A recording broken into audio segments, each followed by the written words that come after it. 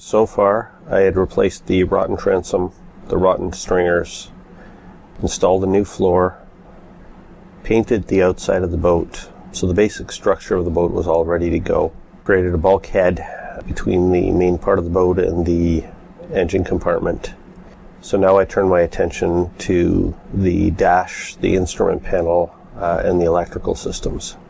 I started from scratch with the electrical, all new wiring. I put in fuse panels underneath the dash, separate fuses for every circuit, and terminal blocks at the front and the back for wiring connections. Some of the things I learned from our boat racing days was that when you're doing wiring in a boat, it's going to get shaken around a lot, vibration, everything else. So what I do is I try to make sure that all the wiring is connected securely, all the wiring itself is supported securely, and I make sure that the actual electrical connectors are not supporting any of the weight of the wire.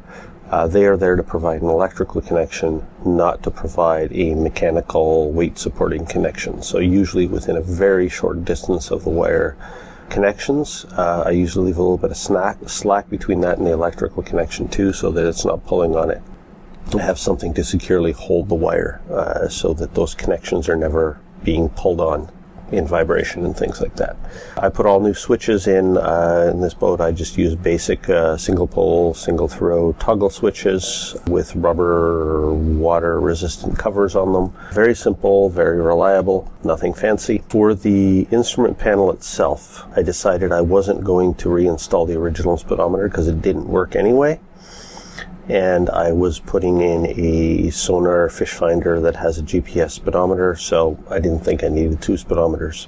So what I did was, for the actual panel that held the gauges, the original was some sort of weird vinyl MacTac wood grain thing that looked terrible, so I got rid of it. Instead, I found an old sheet of plexiglass that I had laying around, actually a brand new sheet, but somewhat scratched and everything else. And then I just marked out where I wanted the gauges using a Sharpie, drilled the holes with a hole saw, cleaned it all up, scuffed it up lightly, cleaned it down. Then I primed it with some primer that was good to use on plastic, supposedly. And then for paint, I actually used some aluminum wheel paint that I had floating around in a spray can and sprayed the panel with this dark graphite metallic paint.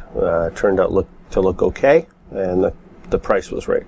Cost $0. Then I installed the gauges in it and mounted in the dash. Completed all the wiring underneath the dash, under the bow of the boat. They had to do a lot of vacuuming and cleaning to get the old cobwebs and things out of there. Installed the gas tank. We relocated the filler on the gas tank to the proper spots so it would line up with the filler on the deck of the boat. And then I went to the back and installed all the gimbal housing and the engine mounts at the back and got the wiring ready for the engine installation. And then I ran new fuel lines through and things like that as well, just to get ready for the engine install. And I wanted to get the wiring in before I put seats or other interior in the way that was going to get in the way of me doing anything. At the same time, I also reinstalled the steering. It's a Teleflex single cable steering that came with the boat. Seemed to be in good condition, so I reinstalled all of that and got it ready for the engine and drive to be installed. Also, the interior of this boat had a bit of teak trim on the dash, kind of stair treads for climbing onto the front of the boat, along the sides of the boat on the inside. And for some unknown bizarre reason, a previous owner had tried to stain this teak chocolate brown instead of leaving it a teak color. And they had gotten stain on everything else, including the little logos and everything else. But I was able to clean the logo off the best I could, repainted the black with a small model brush, and covered it with clear coat. The teak I was able to sand down and then re-oil all of it. I also re-oiled the teak rim on the steering wheel. It's not perfect, but I kind of wanted that old look, the old classic teak steering wheel look, so I refinished that as well the best I could.